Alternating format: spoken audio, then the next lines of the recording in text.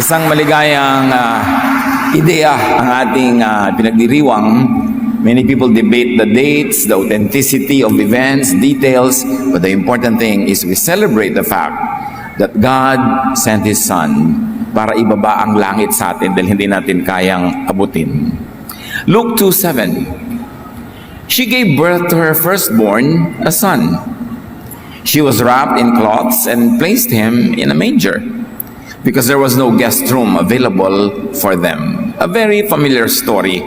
Sa ganitong mga Kapaskuhan, magandang binabalik-balikan yung basics, although we pray that the Lord will reveal new meanings and new applications sa mga dati na nating mga alam. The manger, ang sabsaban, ang kainan ng hayop. Panginoon, salamat dahil ganun na lang ang pag-ibig mo sa amin that you sent your Son to be with us, and with Him, you gave heaven, a slice of heaven here on earth. At meron kami, Panginoon, na taste of the things to come when we finally meet you face to face. Teach us to add more, deeper, larger, more colorful meanings to Christmas. Lead us, teach us, guide us. In the name of Jesus, your Son, we pray with thanksgiving. Manger. It is defined as a long open box or trough for animals to eat from. Kahit nung mga nakaraang maraming taon, kahit sa Pilipinas ang pakainan ng baboy, yung mga labangan, pakainan ng mga baka, mga kahoy na mga trosong tinanggal yung gitna, naging container para kasya doon yung ipapakain sa mga hayop. At doon inilagay ng Nanay Maria ang kanyang anak na si Jesus, pagkasilang na pagkasilang, dahil wala naman silang tinuluyan na magandang lugar, wala silang mga gamit. So Jesus was placed in a manger. The important thing to appreciate is that Jesus came from heaven, from God, to earth. It's a long journey, and layo-layo yata, not only in terms of distance, but in terms of essence, yung langit sa lupa. At yun ang nilakbay ng anak ng Diyos na si Jesus. Hindi naman siya sumulpot na mature person agad as an infant at sumilang dahil kay Maria. John 1:9. The true light that shines on everyone was coming into the world. In verse 14, the Word became a human being and lived here with us.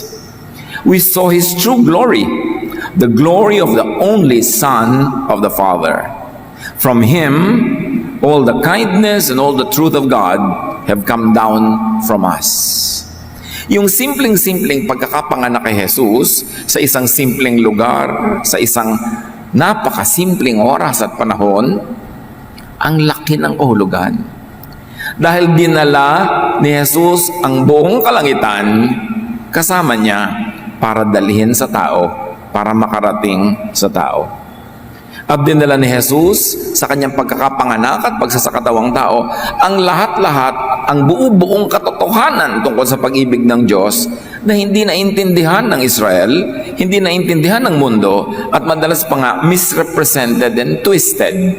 That's why God sent His Son to bring with Him to all people the kindness and the truth of God. Because apparently, the kindness and truth of God had not been correctly and precisely represented by the religious beliefs and belief systems of the time and all the times before that. Kasi kung kontento na ang Ama sa representation sa kanya ng religion, ng Judaism, ng mga major religions known to people at that time, ba't pa niya ipapadala ang kanyang anak to bring with Him all the kindness and truth of God if the religious systems existent at the time were already correctly and adequately representing God and presenting His kindness and truth? In other words, hindi masaya ang Ama sa langit kung paano siya minemisrepresent ng religion. That's why He had to personally send His Son, in whom all His deity lived in bodily form. That the Son is the true revelation of the Father. It means that there had been untrue and even false representations of the Father. Kaya nang pinapasalamat natin sa Pasko na sa wakas, itinuwid ng Ama sa langit ang lahat ng dapat ituwid tungkol sa mga iniisip ng tao tungkol sa Kanya. Walang iniisip ang tao kundi siya'y malupit, hingi ng hingi lagi ng mga offering, nagagalit, lagi nagpaparusa, hindi mo maabot, hindi mo ma-reach. At pinatunayan ng Ama na hindi totoo ang lahat ng yon. O heto na ang patunay, ang lahat-lahat ng ako represented by my Son, my true Son, pupunta sa inyo para maging kasama nyo. And how can God, who is holy, now make war with humanity that was sinful when His very own Son had become human? That's why now there is peace between God and men through His Son, Jesus Christ. Paano mo gigirahin ng isang lahi na ang sarili mong anak ay naging kabilang na ng lahi na yon?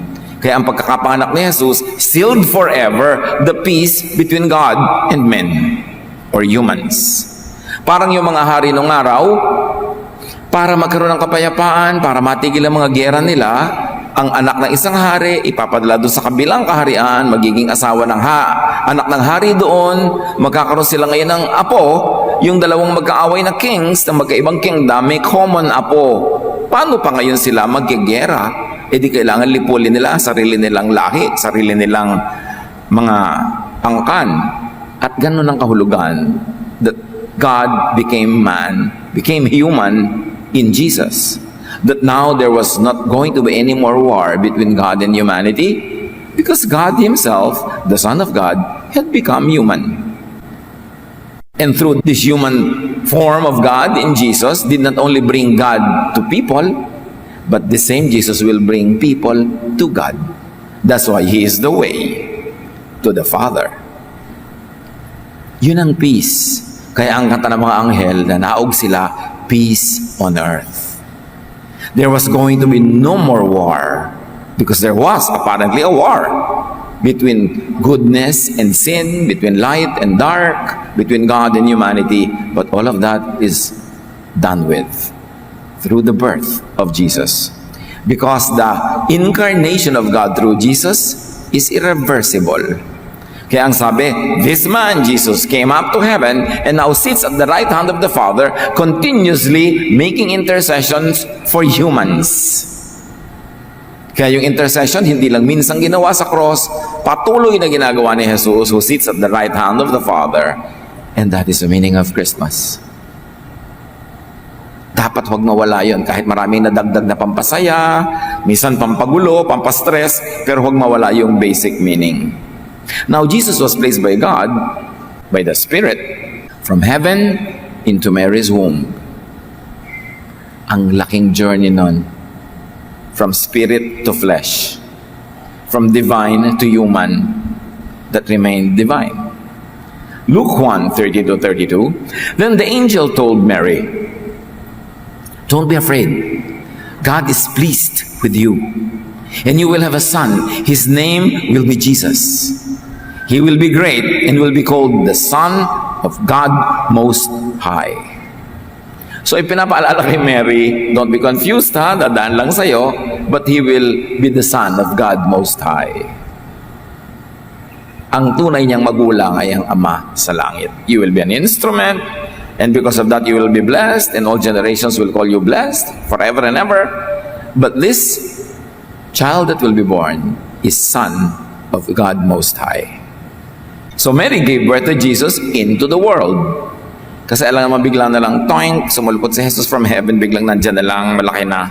Kailangan dumaan sa natural process. Mary became an instrument.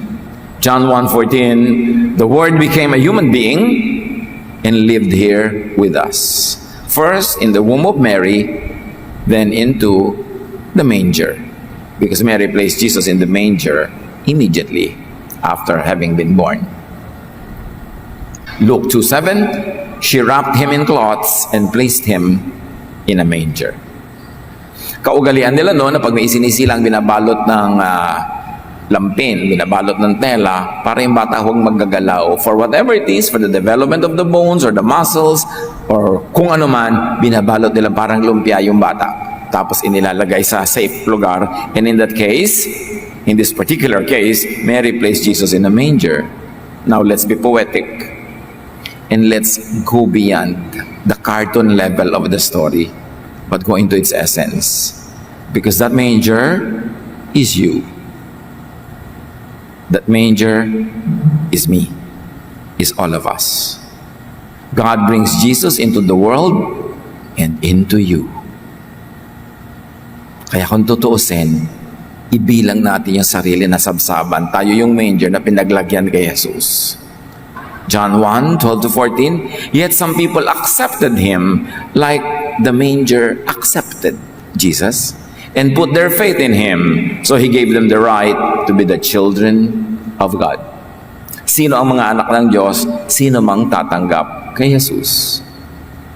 Ngayon, yung pagtanggap na yan kay Jesus, sobrang naging formula in evangelical circles. A, accept. B, believe. C, confess. Voila, save ka na. Sobrang na-simplify yan ng Western theology. Anong kahulugan talaga ng pagtanggap? It is not just a one-time event, but a process.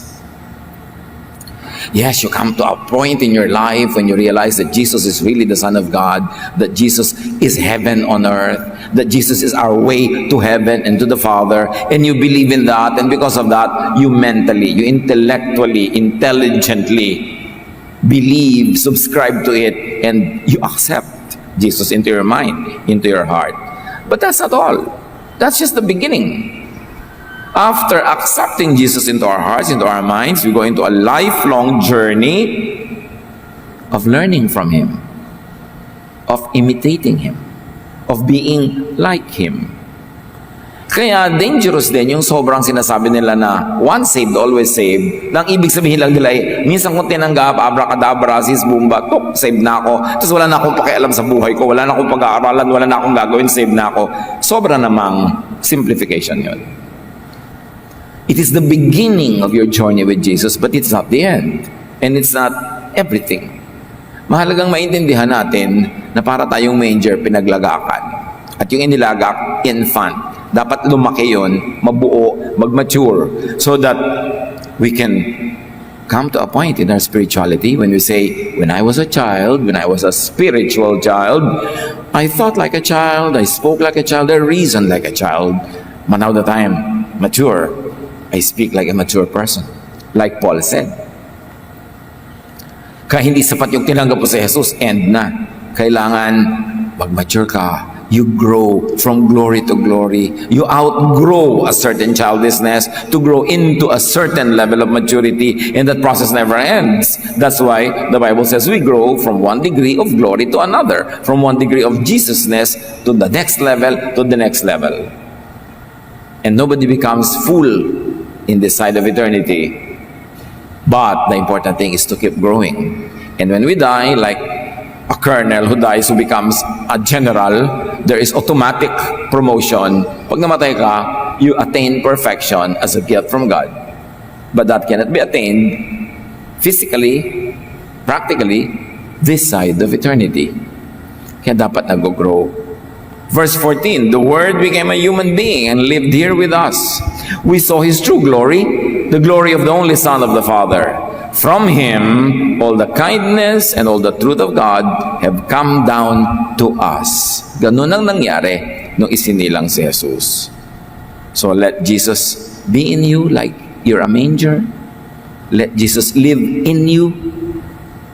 Let the kindness and truth of the Father come to you through Jesus and spread through you because now you have Jesus. Kaya magandang isipin that the manger is your heart. Inilalagay si Jesus, inilalagak, kailangan mong tanggapin. Romans 5:5, all this happens because God has given us the Holy Spirit who fills our hearts with His love. So love, God is love, Jesus is love. And when Jesus is received by the manger, when you receive Jesus into your heart, you are filled with love. Kaya doon mo malalaman, totoo nga bang tinanggap ko si Jesus? Filled ka ba ng love? O ng anger, ng hatred? You will know a tree by its fruit. So paano mo nalalaman na saved ka na? Paano mo nalalaman na kay Jesus ka na nga talaga? Day by day, you grow more and more loving, more accepting, more forgiving, more tolerant of people, more open. Yung iba habang lalong nagiging relihiyoso, mas nagiging close, mas nagiging rejecting, mas nagiging judgmental, mas nagiging mapambato, mapanghusga, hindi si Jesus. ang pumasok doon at sumakay doon sa manger na yon. Dapat pag-isipan niyang ganyan mga bagay. Hindi ulit ka lang ng ulit taon-taon ang celebrate ng Pasko, pero hindi umaasenso yung Jesusness. We should become more and more like Jesus. Romans 10:10, for it is with your heart that you believe and are justified, and it is with your mouth that you profess your faith and are saved. Of course, heart here is used metaphorically, standing for mind. It is with your mind that you really believe, kasi the heart naman does not think. Symbol lang siya, poetic symbol, na ang center of your personhood, ginagawa ng mga makata your heart, but it's really your brain. Doon ka naniniwala, doon ka hindi naniniwala, doon ka lumalakas ang loob, doon ka pinanghihinaan ng loob. It's your brain. It is the center of our being. So it is really the mind. The manger is your mind. So huwag nating layuan. Nakikita nating inilagay ni Mary si Jesus sa manger, isipin mo, heart ko yun, mind ko yun, at nilalagay sa akin si Jesus. Romans 8:5, those who live in accordance with the Spirit have their minds set on what the Spirit desires. Pag talagang pinaghaharian tayo ng Espiritu, hindi na tayo kailangan piliting maging kamukha ni Jesus. Yun na talaga ang natural na gusto natin, kasi na-set na ng Spirit yung ating mga hilig. Ang hilig na natin, Jesusness. Ang hilig na natin to be more with Jesus, to be like Him, and to serve Him, and to fellowship with Him. Likas na yun kung talagang manger ka na parang mind na tinanggap si Jesus. Hindi ka na lagi nag-i-struggle to be like Jesus. No, now you enjoy being like Jesus. Pag struggle pa, immature level pa yon. Kasi dapat na-enjoy mo ang Jesusness, ang pagiging katulad ni Jesus na maibigin, mapagtanggap, mapagbigay ng biyaya sa kapwa, mapagpatawad. Ine-enjoy mo, hindi hirap na hirap ka, pinipilit mo lang para huwag magalit ang Diyos. We should grow into that level of maturity when we actually enjoy being Jesus-like. Romans 12:2, do not conform to the pattern of this world, but be transformed by the renewing of your mind. Then you will be able to test and approve what God's will is, His good, pleasing, and perfect will. Huwag na kayong makiayon sa takbo ng mundo. Ibahin nyo ng utak nyo. Huwag nyo igaya sa 95% ng utak sa paligid. Kasi ang utak ang ibinibigay natin sa Diyos. Sa utak natin siya pinatitira. Sa utak tayo nagbabago. At pag nagbago ang ating pag-iisip, susunod ang ating katawan, ang ating mga habits, ang ating lifestyle, ang ating character. But it all begins with thought. So the real battleground is the mind. The realm of thought. Doon tayo nagtuturo ng disiplina sa ating sarili, at doon tayo lubos na nag-aaral kung paano ba umandar ang isip ni Jesus, at yung andar na yun ang susundan natin. This is what Jesus and this is what Christmas is all about. Change of mind. Pero kung taon-taon, pareho lang ng takbong utak natin, kahit ang dami na nating i-celebrate na Pasko, walang talab. The manger is your personhood. It is your personality. Dati ang laman, pagkain ng hayop, considered sa poetry na mababang uri ang laman. Pero ang inilaman na si Jesus, the highest content. So dapat yung ating personhood, yung ating personality, ang nakatira si Jesus. 2 Corinthians 13:5. Test yourselves and find out if you really are true to your faith. If you pass the test, you will discover that Christ is living in you. But if Christ isn't living in you, you have failed. So yan ang test. Hindi paramihan ng verses, hindi palakihan ng donation, hindi paramihan ng ministry. Although mahalaga lahat yun to make the church very effective. But the true test is personal. It is not corporate. If Christ is living in you, you will discover it. You will know it. Because your fruits will be like the fruits of Jesus. If you don't have the fruits of Jesus, then you have failed. Hindi nakatira sa'yo. Kaya mahalaga rin, suriin natin. Hindi lang tayo maging busy sa mga celebrations, although hindi naman masamang makisaya. Pero dapat meron kang oras ng paglilimi-limi, pagninilay-nilay, pag-iisip-isip. Kung ang Pasko mo ba ay empty o totoo. At ang tunay na Pasko, Christ lives in you. 2 Corinthians 4:6.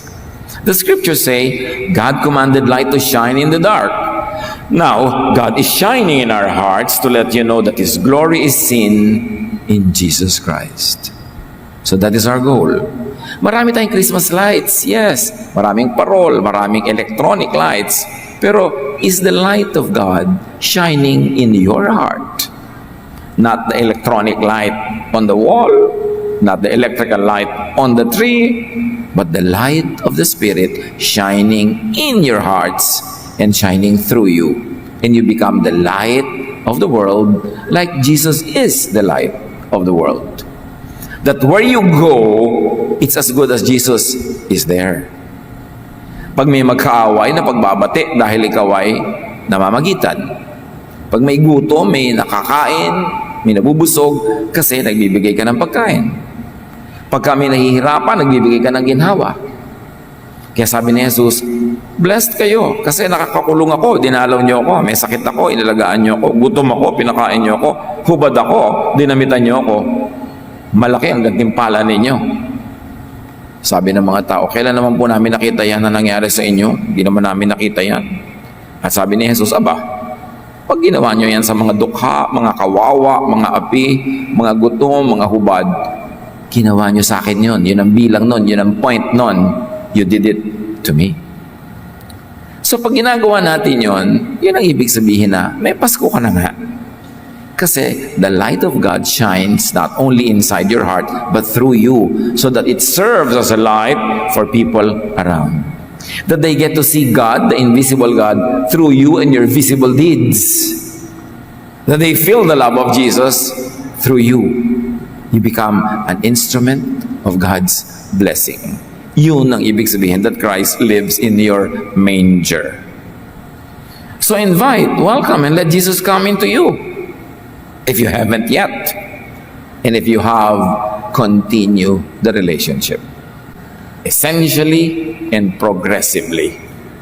Revelations 3:20.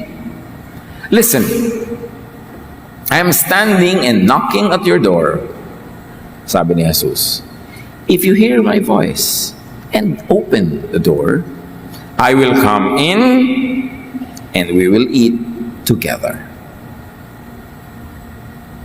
Kumakatok ako sa iyong pintuan, pag pinagbuksan mo ako, papasok ako, at tayo'y kakain magkasama.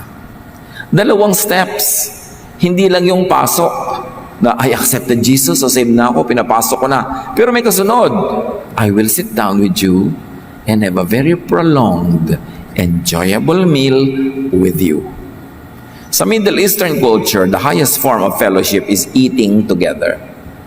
Kaya yung sinasabi nating, the Lord is my shepherd, ang kasunod nun, you lay a table before me in the presence of my enemies. Ibig sabihin, naghahain ka, kakain tayo, at walang magagawa ang mga kaaway ko. Because in old Middle Eastern culture, when somebody opens his tent or his house for you and sets a table before you and eats with you, it is a signal to all the community surrounding that house that nobody can touch you, that the owner of the house, your host, will give his life to protect you from all your enemies. That's why you don't only come in and eat, you enjoy the protection of the house. Kaya sabi ni Jesus, if you will only open the door, I will come in and eat with you. I will protect you from all your enemies, including yourself. I will give my life to protect you. And that's what Jesus did. He gave His life to give us our life. He paid for our sins. He became our champion. His victory became our victory, because if we would fight the battles on our own, we would all lose anyway. So Jesus fought it for us, and with His victory, we have all become victorious. Sabi niya, I will eat with you. Nobody can touch you. Dadaan muna sila sa ibabaw ng aking malamig na bangkay. At ibinigay ni Jesus yung bangkay na yon, pero hindi siya nanatiling bangkay. He rose from the dead, proving that His ministry of salvation was a grand success. Yun ang Pasko. You cannot appreciate Pasko without connecting it to Holy Week. Dumating siya, yun ang Pasko. Pero anong ending? Namatay at nabuhay siya para sa atin. Sabi niya, I will come in. But it's not going to be a one-time, 1 minute, 1 second event. I will eat with you all your life. We will be together on the table, fellowshipping. I will be teaching you. I will be an instrument of the Father in heaven to make you like me, because I am the Son of God, so that you too will become a child of God. And actually, you have become a child of God the moment you accepted me. But legal status lang yon. Sa totoong buhay, ang layo-layo pa ng itsura mo. So pagtrabahuhan natin yan, let us work together.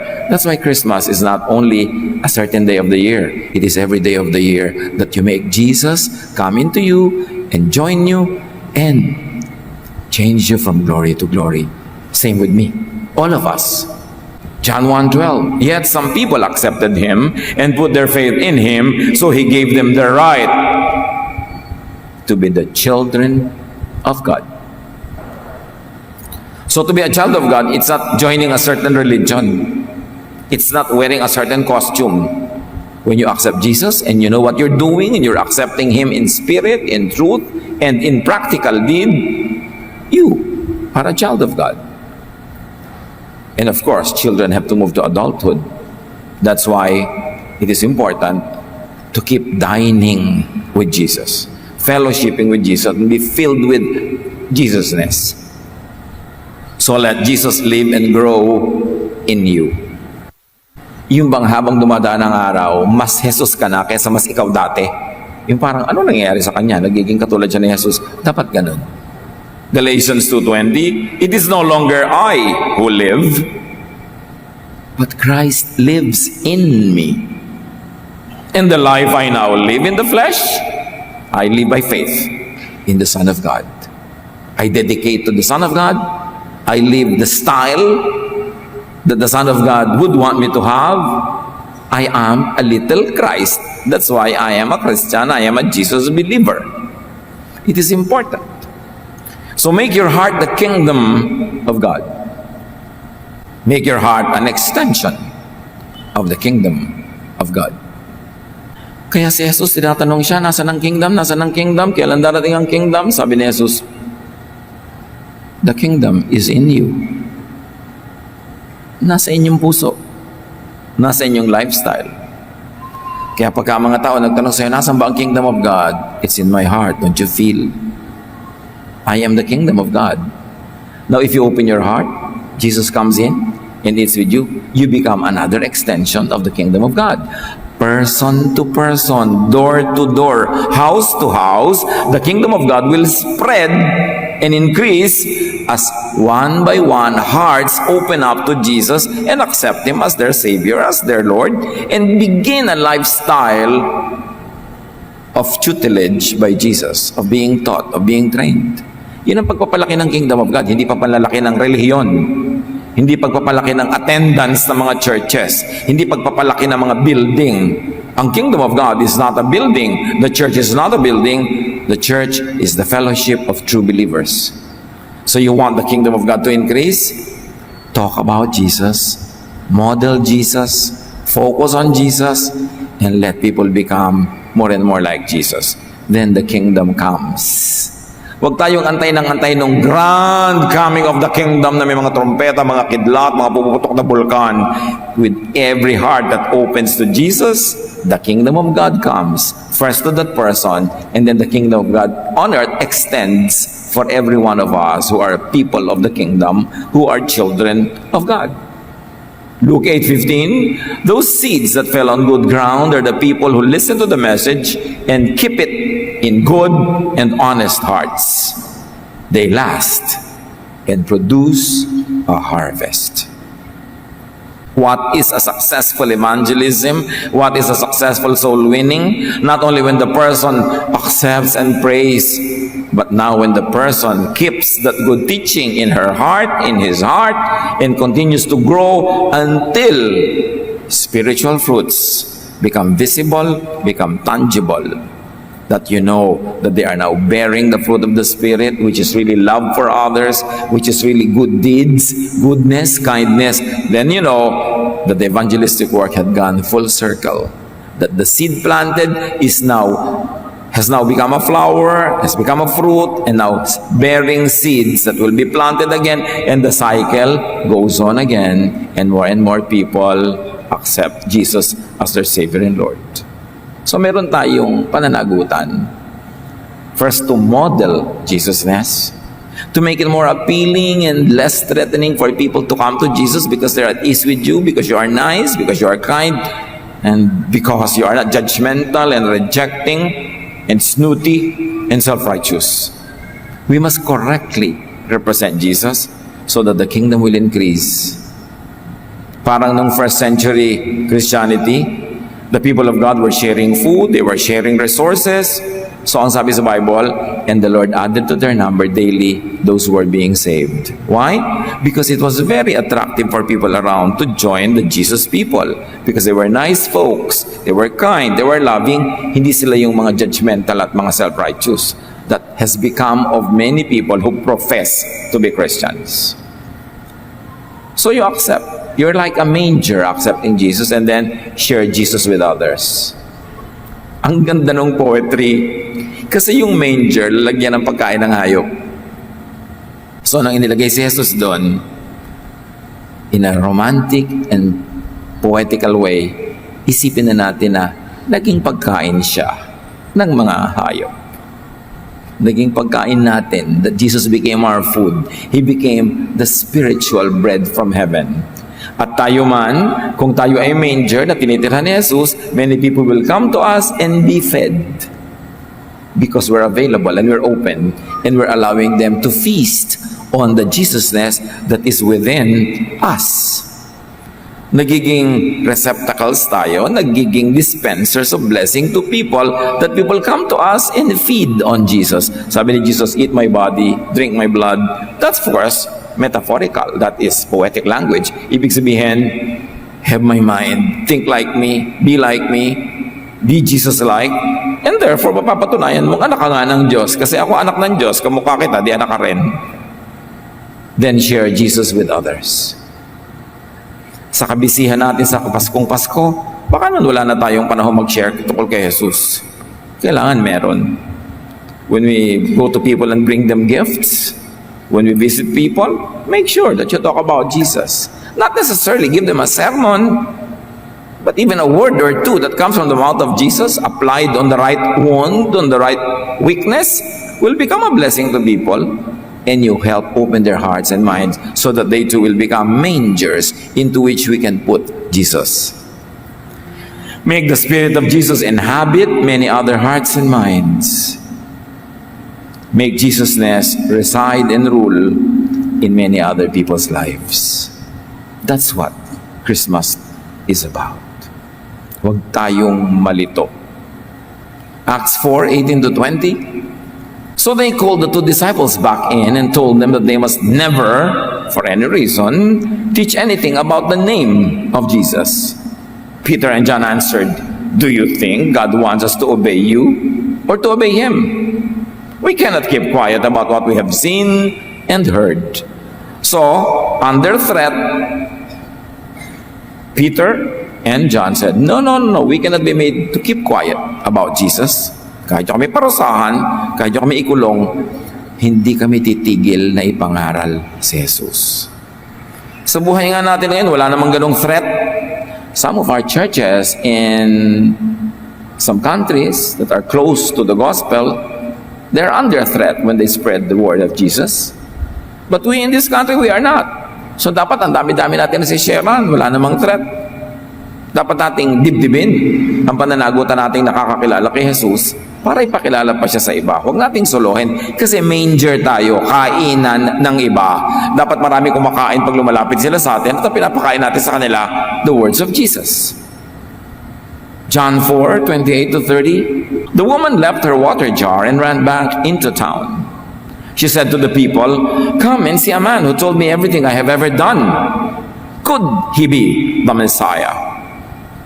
Everyone in town went out to see Jesus. Dahil sa napakagandang presentation ng babaeng ito, hindi niya sinabing, alam mo, pumunta kayo kay Jesus, masosolve lahat ng problem nyo, mababayaran lahat ng utang nyo, gagaling lahat ng inyong sakit. Ganyan ang pangako ng iba eh. Hindi naman nag-aayari, nadi-disappoint yung marami. Sabi lang niya, could this be the Messiah? A very interesting question. It was very interesting because it came in a question form. Naturally, the people would like to find the answer to that question. So they went to Jesus, and indeed, Jesus was the answer. They found the answer. And they asked Jesus to stay in their village 2 or 3 more days. Kasi ang nasarapan silang makinig kay Jesus. Kasi may nang imbita. Kaya pinopromote natin ang mga sambahay. Pumupunta kayo sa church, hindi nyo naman kasama yung mga kamag-anak nyo, mga kapitbahay, kumisan sariling housemate, kasambahay, hindi kasama, kapamilya, hindi kasama. So we bring the church to your home. Buksan nyo ang home nyo, maglagay tayo sa sambahay, a simple Bible study, stressless or less stress, na paraan ng paggagawa ng isang activity, simple. And you will bring the church, you will bring heaven into your house. Dapat kasi nating ilapit sa mga tao, lalo sa mga taong nahihirapang lumapit. Acts 1:8. But the Holy Spirit will come upon you and give you power. Then you will tell everyone about me in Jerusalem, in all Judea, in Samaria, and everywhere in the world. Yun ang mandate ni Jesus. Ikwento niyo ako sa mga malapit sa inyo, sa mga malapit-lapit, at sa mga Samaritans na ayaw ninyo, at sa ends of the world na hindi nyo kilala. So all 4 levels of relationships with people, magpupunta tayo doon to share about Jesus. Matthew 28:19, go to the people of all nations and make them my disciples. Because if you didn't do that, they will be the disciples of someone else. Make them my disciples. You will be the instrument in making that happen. Baptize them in the name of the Father, the Son, and the Holy Spirit. So para madalian tayong matandaan ang lahat-lahat ng ito, be a manger. Yun lang. Tanggapin niyo si Jesus. And then, dahil nasa inyo si Jesus, maraming ibang pupunta sa inyo para kumain. Ang kakainin nila, ang salita ni Jesus, ang katuruan ni Jesus. At ang silbi mo doon, you are a manger. Naging receptacle, naging sisidlan, naging meeting point between God and the people that need God, then maganda ang Pasko. Make people's hearts and minds become new mangers into which other people will come to them and be lovingly cared for. So, cradle ka, pwede mo gawing cradle ang iba, but you begin by telling people about how good Jesus is. That's why it is important to realize the mission of Christmas. Take it upon yourself as your mission to make it really more meaningful, because this is what Christmas is all about. Panginoon, salamat po sa inyong mga kabutihan sa amin. Napakarami ng mga celebrations. Nawa hindi lang namin bilangin kung magkano natanggap naming regalo, ilan na ipamigay namin, kundi magbilang kami ng mga espiritu, mga kaluluwa na dadala namin sa inyong paanan. Magbilang kami ng mga taong nagiging manger, nagiging sabsaban, into which you come because we bring you to them and because we bring them to you, at maraming ibang makikinabang at kakain doon. But first, we make ourselves your manger, O God. Live in us, grow in us, and fill us with your fruits, with your glory, with your kindness. Pagbulay-bulayan natin mga ito, pag-isip-isipan as we celebrate Christmas. Napaka-religyoso ng mga Israelites at sa hilig nila sa kanilang religion ay nakalimutan nila kumisa maging mabait sa kapwa. Nagkaroon sila ng mga bagong idols. Kung galit na galit sila sa idols, meron silang hindi napansin na idols. And these are religious traditions, and these are the very strict and traditional reading of Scripture na taken out of context madalas dahil napakatagal din rin naman ang history ng Israel. Mula nang sinulat yung Old Testament hanggang New Testament ay daan-daang taon ang nagdaan, libo pa nga kung tutuusin ang pag-aaral ng ibang mga scholars. Kaya maging ang mga scriptures nila na ginagamit ng panahon ng Panginoong Hesus ay maraming napakatanda na, at yung mga original na ibig sabihin at gamit ay hindi na totoo sa buhay nila noon. Naging malupit tuloy ang maraming interpretation at pag-a-apply nito, at yun ang itinuwid ng Panginoong Hesus. Ang pag-aaral natin ngayon, kasihan tayo ng Panginoon, ay pinamagatang kindness over religious ordinance. Kabaitan, kabutihan sa kapwa, higit kesa sa pagiging relihiyoso. Salamat, Ama, dahil kayo'y Diyos na mabait at nais naming patuloy na madama ang kabaitang ito at maipadama rin sa aming kapwa. Turuan niyo kami kung paano magkakaroon ng balansing buhay between tradition, between religiosity, and kindness to people, even to ourselves. Sa sandaling ito, humihingi kami ng paglilinis. Patawarin niyo po kami sa aming mga kasalanan at gawin niyo kami, Panginoong, karapat-dapat na tumanggap na inyong pagtutuwid, paggagamot, pagpapaliwanag. Gamitin niyo po ang inyong mga salita. Gamitin niyo, Ama, ang mga kasaysayan na nandito sa Biblia para kami makalaya at maging mapagpalaya rin sa aming kapwa. Allow us not only to feel and know your kindness, but also to be channels of the same kindness to other people. Ang hiling namin, Ama, kayo po ang maging tunay na tagapagsalita at tagapangaral. Let your voice be heard by all. Use your servant only as your instrument.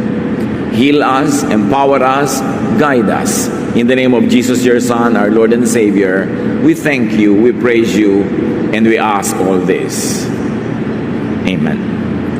Kindness over religious ordinance. John 7:14 to 15. When the festival was about half over, Jesus went into the temple and started teaching. The leaders were surprised and said, "How does this man know so much? He has never been taught." Kilala ng mga tao, ng mga kababayan ni Jesus, ang background nitong si Jesus.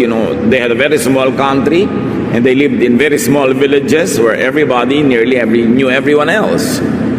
At nagtaka sila. Hindi naman ito nag-aral sa napakatataas na mga paaralan. Hindi naman siya nagkaroon ng mga private tutors tulad ng ibang mayayaman. Bakit ang runong-runong niya? And here at once we know that great spiritual knowledge is revealed by God, not taught by men. Ang mga matataas at matatayog na bagay ay ipinagkakaloob ng Espiritu ng Diyos. Hindi ito na pag-aaralan o na ituturo ng tao sa kapwa-tao. At agad-agad merong leksyon para sa atin, mga kapatid. Open yourself for spiritual revelation. Kailangan nakabukas ang ating isip, nakabukas ang ating puso para sa mga pagpapahayag at mga kaloob ng Diyos na lumalampas sa human mode of instruction. Pero kung laging makitid ang ating isip, lagi nating nire-reject agad yung hindi natin madaling maintindihan, hindi tayo magiging bukas para tumanggap ng mga higit lalong mga pagpapala, pagtuturo, pagtutuwid mula sa Espiritu ng Diyos. We need to have a healthy level of openness so that more and more could be revealed. Because the will of God for us is that we should change from glory to glory. Kung ang alam natin tungkol sa Diyos, ang pagkaunawa natin sa salita ng Diyos ay kamukha pa rin ng pagkakaalam natin 20 years ago, 15 years ago, 10 years ago, or 5 years ago na wala man lang nag-improve, na-develop, lumalim, ibig sabihin hindi tayo nag-grow. At yan kuminsan ang problema. Ang daming mga nagtatanong sa akin sa Facebook, pwede na po ba akong lumipat na ibang church? Sawang-sawa na po ako, wala na kaming iba pinag-aaralan, yun din. Pare-pareho. So, hindi nag-grow. Dapat nag-grow tayong lahat. Pero para mag-grow, para lumago, dapat bukas ang isip. Kuminsan handa kang magulo ng kaunti.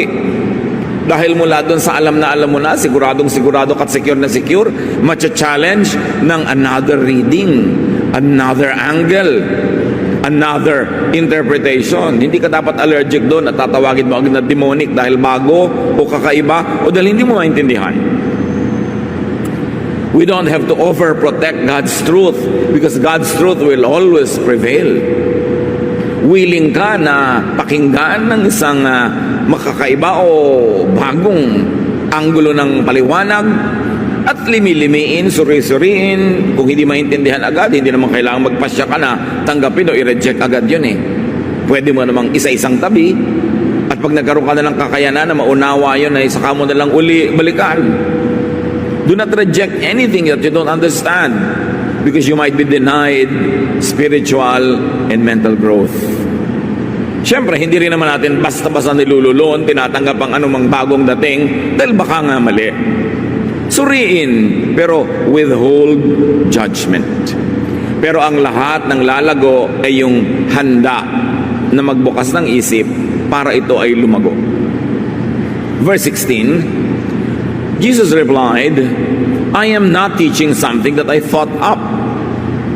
What I teach comes from the one who sent me.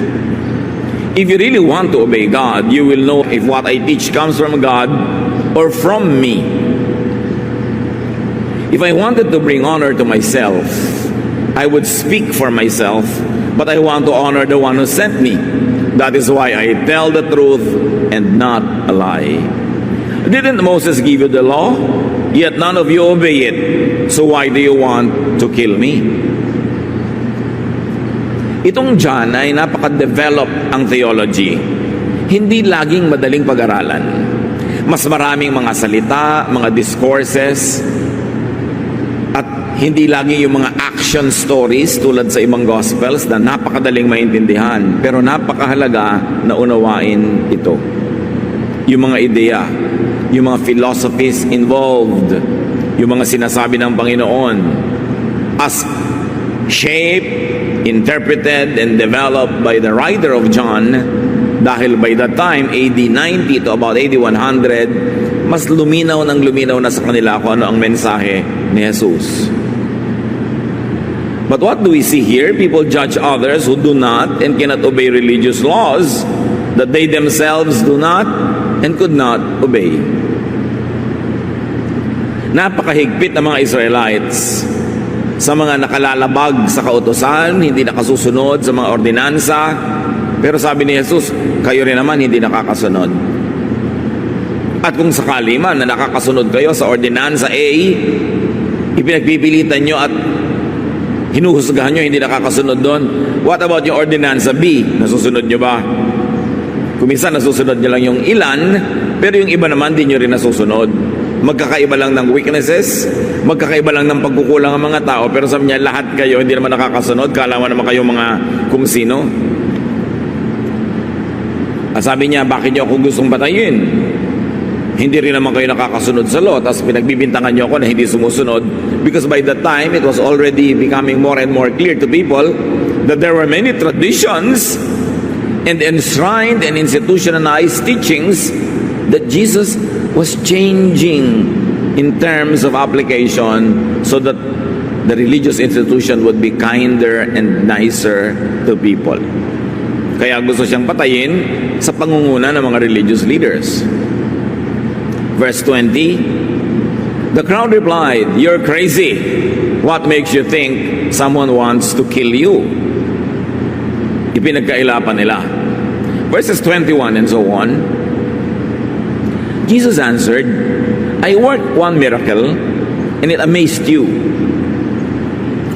Moses commanded you to circumcise your sons.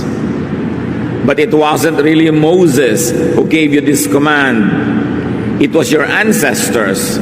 And even the Sabbath, you circumcise your sons in order to obey the law of Moses. Why are you so angry with me for making someone completely well on the Sabbath?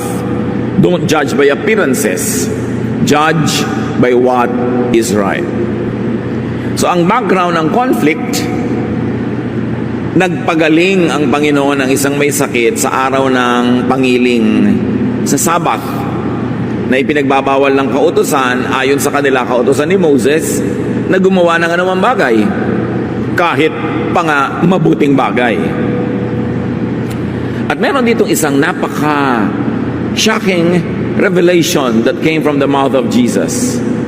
Sabi niya, sabi ninyo, iniutos ni Moses ang circumcision ng mga batang lalaki. But it wasn't really Moses who gave you this command. It was your ancestors.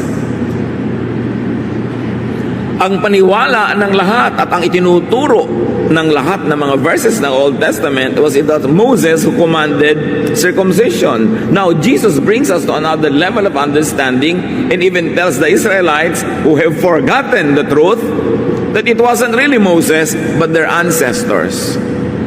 So, ibig sabihin yung mga kiniklaim nila na Moses said this, Moses said that, is not always reliable. Dahil maaari na ang mga ancestors nila ang nagpauso nitong tradisyon na ito at para ito magkaroon ng kapangyarihan at sundin ang lahat, sinasabi nilang, sabi ni Moses, sabi ni Moses. Here from the very mouth of Jesus, He says, it wasn't really Moses who gave you this command, it was your ancestors. At sabi niya, hindi lang yon.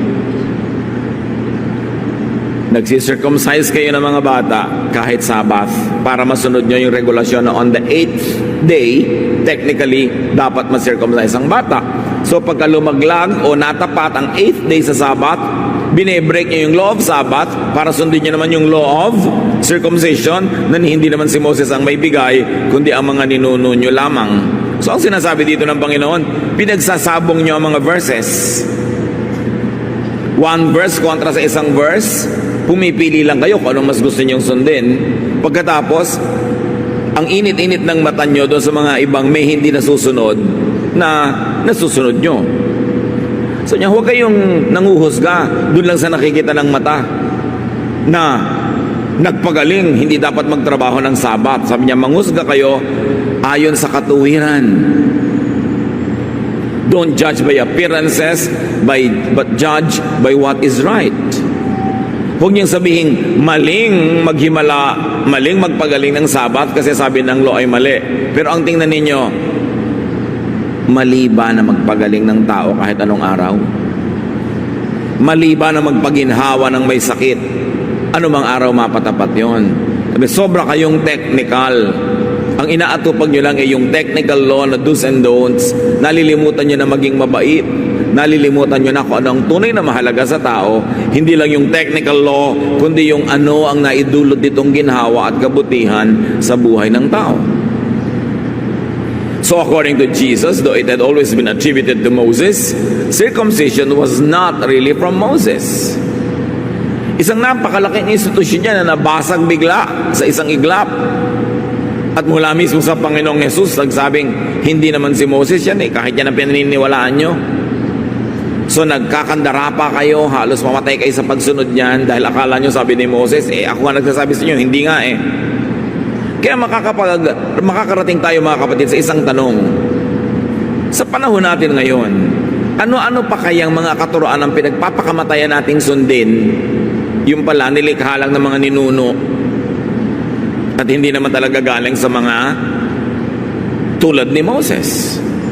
Tulad na lang ng institution of circumcision is one of the biggest institution in the cultural and spiritual life of Israel, and yet Jesus says, it's not from Moses, it's only from your ancestors. Kala nyo lang o pinagmukha lang na galing kay Moses. Gaano kaya karami sa mga hirap na hirap tayong sundin ang hindi naman pala dapat talaga paghirapan? Ipinaglalaban natin, nagpapakamatay tayo sa pagsunod o pumapatay tayo. Tapos yun naman pala, sasabihin lang ni Jesus, kung pwede lang tayong kausapin ngayon, hindi naman si Moses ang may sabi niyan So kung nakakalito, dahil hindi na naman natin kayang suriin lahat kung alin ang galing kay Moses, alin talaga galing kay Elijah, alin talagang galing sa Diyos, o alin lang yung sabi ng mga priest na sabi ng Diyos para masunod agad, pero sila lang pala ang may gusto noon dahil pwedeng mangyari yon. Kung nakakalito, anong dapat natin gawin? Sabi ni Lord, madali, don't judge by appearances. Judge for what is right. Ang paandarin nyo ngayon ay tanungin nyo ang inyong sarili, mabuti ba o masama? Makakabuti ba sa akin o makakasama? Ano ang idudulot sa tao kung i-apply natin itong kautusan na ito na hindi naman tayo sure pala kung si Moses nga bang may sabi? So, ang magiging mo ngayong pamantayan ay nakabubuti ba? Mabuti ba? Ito ba ang gawang mabuti para ito i-implement? sa paghuhusga natin sa kapwa, sa pagdidisiplina, sa pagpapa-implement ng kung ano-anong mga kautusan. Sa tanong mo, nakabubuti ba sa ating lahat ito? Nakabubuti ba lalong-lalo dito sa tao that we are concerned with? O nagiging technical na lang tayo, na masunod lang natin yung sabi ng verse, kahit na tayo maging malupit, kahit na tayo hindi maging mabait, kahit na makasama sa buhay ng tao ngayon. Tulad ng, kung susundin yung utos about the Sabbath, makabubuti ba talaga doon sa may sakit na ipagpaliban pa ang paggaling niya? Kung hindi pa siya pinagaling ng Panginoong Hesus nung araw na yun, bukas ba talaga magkikita pa sila para magawa yon? O mapapabayaan na siya buong buhay at hindi na siya magkaroon ng pagkakataon? Mabuti ba na harangin ang gawang mabuti sa oras na ito para lang sundin ang isang technicality, o gawin na ngayon dahil merong makikinabang? Sabi ni Lord, huwag kayong palibang. Pag nalilito kayo, tingnan ninyo kung makatwiran. Huwag nyo lang tingnan yung appearances, yung form. Can you imagine that circumcision was from the Israelite ancestors? That it was from tradition only? Isang idol na binasag ni Jesus. At syempre may isa pa siyang idol na binasag, the idol of the Sabbath. Dahil talaga namang ipaglalaban ng mga Hudyo ang Sabat. At magpahanggang ngayon, maraming conservative Jews, pag kami kapwa sila Jew na nagtatrabaho pag Sabat, binabato nila hanggang ngayon. Subukan mong umarkila ng sasakyan o mag-taxi, lalo sa mga conservative districts ng Jerusalem, during the Sabbath, babatuhin nila yung taxi kasi nagagalit sila sa driver na bakit pumapasada ay Sabbath. Paano ngayon kung papasada yung ambulansya? Halimbawa, technical ka, dapat sundin ang Sabbath. Meron ngayon nagkakaroon ng seizure, nakaka-heart attack, kailangan dali sa ospital, kailangan magtrabaho yung driver ng ambulansya. Papayag ka or not? Kung religious leader ka, baka hindi. Pero kung nanay mo yung nangingisay, payag ka to break the Sabbath? Yan ang point ni Jesus. Ang gawin yung patakaran, pamantayan ng paghusga sa tamang gawin o hindi, makabubuti ba? Hindi yung dahil ang sabi ng ganitong letra, sabi ng ganitong verse, sabi ng ganitong paragraph, kahit na ang maging bunga sa'yo ay magdusa ka, maghirap ka, masaktan ka, sundin natin ito, yun ang binasag ng Panginoong Hesus. Yet the Jews broke the Sabbath just to circumcise boys on the 8th day. Kaya pinapakita ng Panginoong Hesus, kunwari pa kayong hilig-hilig sa Sabbath, pero nag-circumcise din naman kayo Kasi may iba naman kayong panghahawakan na tradisyon. Tradisyon na hindi naman ang galing kay Moses. Kaya sabi niya, bakit ngayon kayo magagalit sa akin at gugustuhin niyo akong patayin? Dahil lang meron akong pinagaling ng Sabbath. Dahil alam niyo ba no Old Testament, pinapatay talaga yung nagtatrabaho sa Sabbath. Meron nga isang batang lalaki nangangahoy, nahuli nilang nangangahoy, araw ng Sabat, pinatay yun. Kung kapatid nyo yun, kung kayo yung magluluto, kailangan nyo ng panggatong, ipapapatay nyo ba yun? Kasi sabi, be kind. The Lord was saying, it's time for us to relax, to be kinder and nicer to each other, and use tradition, use even scripture to be kind to each other, not to be unkind. What is more important, religious ordinance or people's well-being? According to Jesus, not only in this event, but in all other events, it was people's well-being, healing, comfort, and rest that was important to Him. Kaya sabi niya, come to me all of you who are tired and heavy laden, and I'll give you rest. Take my yoke upon you. My yoke is easy. My burden is light. Sabi niya, you will find rest for your souls. Ang inuuna ng Panginoong Yesus ay yung kapahingahan ng mga pagod. Luwag ng dibdib ng nasisikipan ng paghinga. Yung pagkakaroon ng kapayapaan imbes kaguluhan sa buhay ng mga tao. Pagpapagaling ng may sakit imbes pagsunod sa technicality of religious law. Ang inuuna ng Panginoon is kindness and love. Kaya nga sinabi niya, a new commandment I give you. Bakit may new? Kasi ang daming old. Sabi niya, love one another. If you love one another, people will know that you are my disciples. Kasi yung mga Israelites, sabi nila, malalaman nila na tayo ay anak ng Diyos pag hindi tayo nagtatrabaho pag Sabbath, pag sinicircumcise natin ang mga male children, pag hindi natin kinakain ng ganito, pag ganito ang haba ng ating buhok, malalaman nila anak tayo ng Diyos, pag ganito at pag ganon. Sabi ni Jesus, malalaman na kayo ay aking mga disipulo at tagasunod kung kayo maibigin. So, ibig sabihin, hindi na ako interesado na makilala kayong Christian sa haba ng buhok nyo o iksi. Hindi sa haba ng damit nyo o kaiksian nito. Hindi sa kung anong kinakain nyo at hindi kinakain. Malalaman kayo, ay aking mga tagasunod, kung kayo maibigin. Yan ang distinctive ng mananampalataya sa Panginoong Jesus. By just one single command, the Lord superseded all the Old Testament commands. Sabi niya, a new commandment I give you. Kaya may nagsabi pa nga, ano po ba ang pinakamahalagang command? Siyempre, by that, people were referring to the 10 commandments and the 613 other commandments, the mitzvots. At sabi ni Lord, dalawa lang ang mahalagang commands. Una, love God. Pangalawa, love others like you love yourself. So kung tutusin, isa lang, parehong love.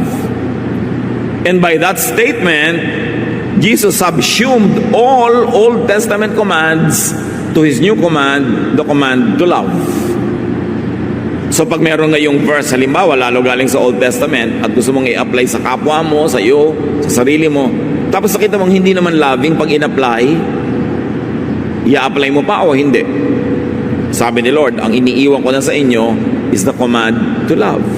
At ito ay nasubukan nung merong babaeng nahuling nangangalo niya sa akto ng adultery. Kinaladkad ang babaeng ito at sinubsob sa harapan ni Jesus at sinabi, ang babaeng ito ay huling-huli sa akto ng pangangalo niya. Sabi ng batas ni Moses, eto na naman yung batas ni Moses, no?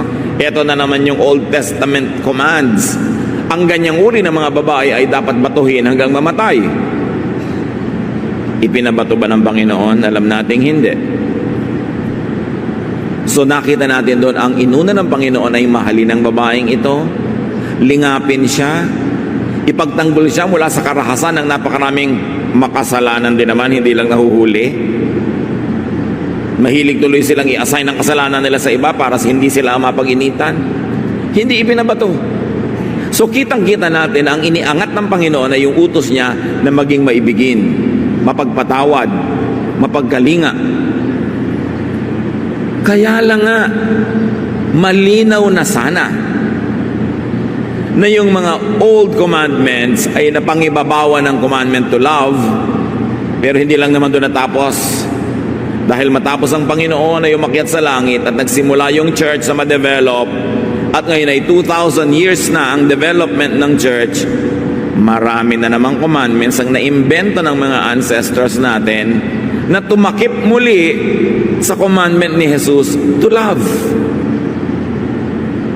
Kaya hanggang ngayon, ang mga Bible-based churches, maraming mga katuruan, maraming mga utos, maraming mga methods na hindi rin loving uli. So itatanong mo, kung sinabi ni Jesus that the greatest command is to love, yun ba ay i-apply lang doon sa past before Him o also din sa future after His earthly ministry? In other words, it would be the highest command of all time, whether going back to Old Testament times or going through New Testament times up to modern times. Of course, that should be the attitude. Jesus died to love. And Jesus died to bring people into a loving knowledge of God and to reveal that God is love. Kasi ang pagkakakilala ng mga tao sa Old Testament ay napakalupit ng Diyos, laging masungit, laging galit, pinapatay lahat ng tao, pinapagalitan lahat ng tao, at napakaraming mga malulupit na priest and religious policies na nagtatago sa likod ng Diyos. Dapat balikan yung utos ni Jesus na yon, to be loving and to be kind above religious ordinance. Not everything that the Jewish people said and believed was true. That's what Jesus emphasized. Hindi lahat. not even institutionalized traditions, not even what was written by their scribes in their scriptures. Tapos ngayon may bagong idol tayo, what all the scribes wrote, na kahit hirap na hirap tayo sa pagsunod at hindi na praktikal, ipagigiitan pa rin dahil sabi ng mga scribes, sabi ng verse. Jesus was emphasizing that we should not needlessly place religious tradition and formula above what is practical, loving, and kind.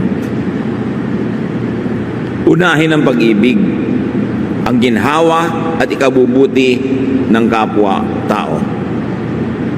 John 7:32 and so on. When the Pharisees heard the crowd arguing about Jesus, they got together with the chief priests and sent some temple police to arrest him. But Jesus told them, I will be with you a little while longer, and then I will return to the one who sent me. You will look for me, but you won't find me. You cannot go where I am going. Nung mabalitaan ng mga temple officials na nagkakaroon ng aligasgas tungkol sa mga katuruan ni Jesus, pinapa-aresto siya. It's dangerous when religious people have also police power, because they're going to use police power to impose their beliefs on everybody. At nagkakaroon ng religious fascism, no? Yung rule of the powerful. Verse 35, the Jewish leaders ask each other, where can he go to keep us from finding him? Is he going to some foreign country where our people live? Is he going to teach the Greeks? What did he mean by saying that we will look for him but won't find him? Why can't we go where he is going? Of course, the Lord was talking about a spiritual road that he would take that unbelievers cannot take. It is the road to the kingdom of God. The road that could be taken only through a change of heart, a change of consciousness, a road that the religious leaders of his time could not take because they would not change their minds. Kung bibigyan natin ng isang simplified illustration, yung sinasabi ni Lord, I am the way, the truth, and the life. Without me, no one can go to the Father. Isipin nyo na merong landas sa inyong harapan na pwede nyong daanan. Pero, nakaharang sa landas na yon ay rehas na hindi kasya ang tao, pero kasya ang pusa na dumaan. Hindi kayo makakadaan sa daan na yon habang pinananatili nyo yung size nyo na size ng tao. Kailangan maging size kayo ng pusa para kayo makaraan at madaanan yung road na yon going to the Father in heaven. In other words, there has got to be a change that should happen, not in the size of our body, but in the size of our brains. There has got to be a change that should happen in the way we think, in our attitudes, in our value system, so we can take the road that is Jesus. Kailangan magkaroon ng pagbabagong loob, paghuhunos dili, pagbabago ng paraan ng pag-iisip. Hinding-hindi mauunawa ang matatayog na espiritual na katuruan ni Jesus kung ipagpipilit na natin ng dati nating paraan ng pag-iisip. Kailangan natin siyang unawain according to His ways. Romans 12:2, don't be like the people of this world, but let God change the way you think. Then you will know how to do everything that is good and pleasing to Him. Hindi lang binabago ang anyo, ang suot, ang itsura. Hindi lang binabago ang habits, kinakain. Ang binabago para natin makita si Jesus at masundan paraan ng pag-iisip. Kaya dapat ang tao handa na mabago siya. Ibig sabihin, lumipat siya sa pagtungtong niya sa letter A, lilipat siya sa B para maiba siya. Dahil pag tumungtong siya sa B, maiiba na yung pananaw niya. Hindi dapat ipagpilitan ang dati ng nakasanayang pag-iisip. Kahit sa ating kapwa, sa ating pamilya, sa ating mga kaibigan, ang hirap naman yung may kamag-anak o kaibigan na ayaw man lang magbago ng pag-iisip. Ayaw tumanggap ng suggestion, ayaw makinig ng payo, ayaw ibahin yung utak niya. Yan ang mga mahihirap makasama. So to know God, you've got to take the Jesus way. And to take the Jesus way, you must be able to pass through that sieve, that screen. Kailangan makaraan ka doon. 1 Corinthians 2:14. That's why only someone who has God's Spirit can understand spiritual blessings. Anyone who doesn't have God's Spirit thinks these blessings are foolish. Pag hindi mo naiintindihan yung argumento ni Jesus, yung mga binabago niya, you don't have the blessing of the Spirit of God. Kaya kailangan nyo nang hingin na readily binibigay ng Panginoon sa sino mang handang baguhin ang kanyang pananaw at pag-iisip. If people could not readily grasp the ideology, the philosophy, the principle, if they could not readily grasp the spirit of Jesus' way, called also the way, there's an easier track. Kasi minsan hindi naman lagi talaga madaling maintindihan yung thought, yung ideya. At kung may mga tao na hindi nila agad maintindihan yung ideya, yung mga ganitong klaseng usapan, merong isang paraan para makasunod pa rin kay Jesus na hindi mo sobrang naiintindihan yung ideya. They should follow Jesus' method, style. They should just follow Jesus' loving ways. So sumusunod ka kay Jesus dahil nauunawa mo yung matayog na teorya, bakit ka susunod? At kung hindi man, sumunod ka na lang, maging loving ka, maging kind ka, mapapalagay ka rin doon sa daanan na yon at hilingin mo at asahan na after a while ay maunawaan mo rin kung ano yung ginagawa mo. Pero ang gawin mo na, yung itinuturo ni Jesus. Kahit hindi mo pa sobrang naiintindihan. Kesa nire-resist mo pa, dahil pinagpipilitan mo yung dati mong naiintindihan, unloving, legalistic, stubborn ways, you will never enter the kingdom of heaven.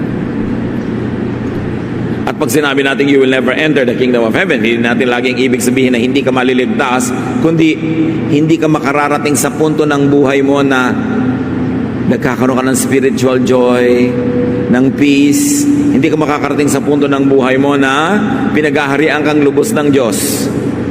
Maaaring ligtas ka sa eternity, pero dito sa lupa, ang gulo-gulo pa rin ang isip mo. Hindi ka pa rin maibigin, punong-puno ka pa rin ng hatred and bitterness. That means you will enter the kingdom of God when you die. But here on earth, you have not entered it yet. It has not gotten into you. Kasi kailangan ang kingdom of God here and there. Kaya ang itinuro ng Panginoong Jesus sa prayer, Thy kingdom come, Thy will be done on earth as it is in heaven. Na hindi lang dapat sa langit ang kaharian ng Diyos, kundi puso ng mananampalataya ay kaharian ng Diyos at nangyayari, natutupad sa puso at buhay ng mananampalataya kung ano man ang natutupad sa langit. Therefore, you enter the kingdom of God. Therefore, the kingdom of heaven is in you. Therefore, the kingdom has come. At pag namatay ka, may isa pa uling kingdom na pinag-uusapan, to be with God in eternity. There are many Christians who are no doubt going to be with God in eternity, but here on earth, hindi pa. Kasi ipinagigiitan ng katigasan ng ulo. Yung legalism, lagi ang dami-daming galit, hatred, hindi kind. Paano mananahan sa iyo ang Espiritu ng Diyos kung hindi ka kind? Kayo ba, gusto nyo bang makisama sa bahay ng isang sungit na tao? If you have a choice, ayaw nyo, di ba? Maraming mga kabataan nga nag-aasawa agad dahil nasusungitan sa nanay nila, tumatakas. Yung pala, mas masungit ang magiging biyenan. Ayaw mong tumira sa isang bahay na may sungit, may galit, mayroong aalitan, di ba? Bakit naman titira sa iyo ang Espiritu Santo kung masungit ka? Kung lagi kang galit, lagi kang bitter, laging gusto mo parusahan ng kapwa, pagalitan, laging i-impose sa kanila yung mga religious law kahit magkanda hirap-hirap sila, mapahiya, masaktan, basta legalista ka lang. You will never enter the kingdom of God that way. Kaya sabi ni Jesus, I am the way, I am the truth, I am the life. No one comes to the Father except through me. In other words, take the Jesus way, mga kapatid. How How do you take the Jesus way? Dalawa. Yung naiintindihan mo sa isip mo at ginagawa mo sa isip mo, or hindi mo sobrang naiintindihan pero sumunod na lang yung katawan mo. Naging mabait ka na lang, naging mapagpatawad ka na lang, mapagbigay sa kapwa. Yun din ang Jesus way. Ang sarap kung pareho na ginagawa mo. Sinusunod mo ng katawan mo, pagkatapos sa iintindihan ng utak mo kung ba't mo ginagawa yun. Pero hindi naman lahat nakakaintindi, so sumunod na lang. Practice kindness over religious ordinance. Kahit ano pang religious ordinance, pag ipinatupad mo at naging malupit ka sa kapwa sa pagpapatupad noon, hindi na yun ang Jesus way. Kaya pag nalilito ka, ano bang gagawin ko? Maging mabait ka na lang. Maging mabuti ka na lang, mapagpatawad, hindi ka papagalitan ng Diyos sa pagiging mabuti. Kung magkakamali ka, kapatid, magkamali ka na lang on the side of being kind rather than unkind. So, paano kung sumabrang bait naman ako, baka maabuso ako, o baka naman yung mga kapwa, pananagutan na nila ko ng abuso sila, pero ikaw, naging mabuti ka at mabait. Do not blindly follow religious tradition, which could have been created only by people, especially if they don't work or are not effective. Kita nyo kung paano ang pagkakandarapan ng mga Israelites sa pagsunod sa circumcision law. Tapos sasabihin sa kanila ni Lord, hindi naman si Moses ang may bigay sa inyo yan, mga ninuno nyo lang gumawa niyan eh. Gaano karami ang pinaghihirapan nating sundin na kung pwede lang sabihin ni Jesus sa iyo ngayon, ba't ka naghihirap? Hindi naman Diyos ang may sabi niyan. Paano ko pa malalaman kung anong sabi ng Diyos? Sa daming nakakalitong reading at interpretation. Paano ko malalaman kung anong tama kong gawin sa dami ng mga iba-ibang ideya kung anong tamang gawin? Sabi ni Lord, yung loving, yung kind, yung good, di ka pwede magkamali doon. Love even covers a multitude of sins. Huwag mong gayahin ang mga reliyosong tao na pagod sa paggawa ng mga bagay na walang kabuluhan at walang point. Hebrews 10:11, the priests do their work each day, and they keep on offering sacrifices that can never take away sins. Nakita ninyo? Napakarami ginagawa ng mga religious leaders na nakakapagod, pero wala namang magbuting bunga. Hindi nakakapag-alis ng kasalanan, nakakapagdagdag pa nga. So just be kind, be good. It is the best expression of religion.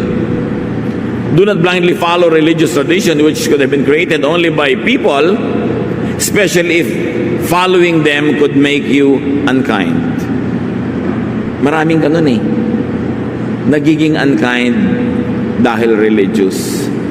Parang magkakontra yung dalawang ideya na yon. Because true spirituality, high religiosity, is supposed to make us kind. To the point of being like Jesus, who did not cause this woman caught in adultery to be stoned to death. At kung ganun kalala na ang kasalanan, at si Jesus pa ang pwede maghusga na meron siyang karapatan, hindi niya hinusgahan, hindi niya ipinabato, sino tayo para mambato ng kapwa? Sino tayo para pahirapan ng kapwa? Dahil lang sabi ni Moses, it's time for the church to mature, to go beyond the letter of the law, to move up to the spirit of the law. Panahon na para ang pananalig natin at ang ating mga ninunong napakatagal na pinananaligan ay mag-graduate from childishness at maging mature and loving and caring.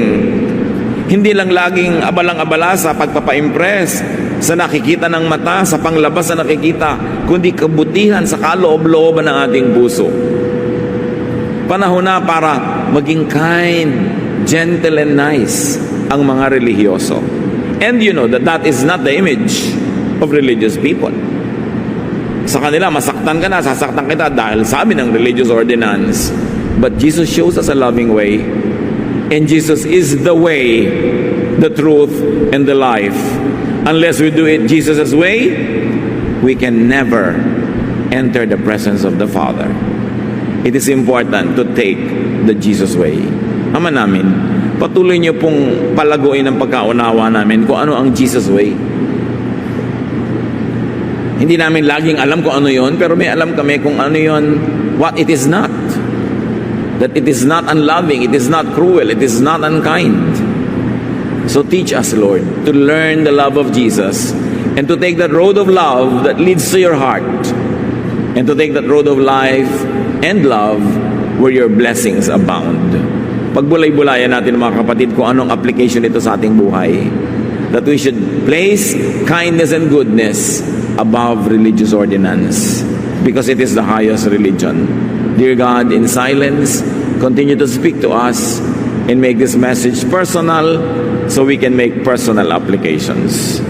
Let's be with the Lord in some silence, in prayer, in fellowship with the Spirit.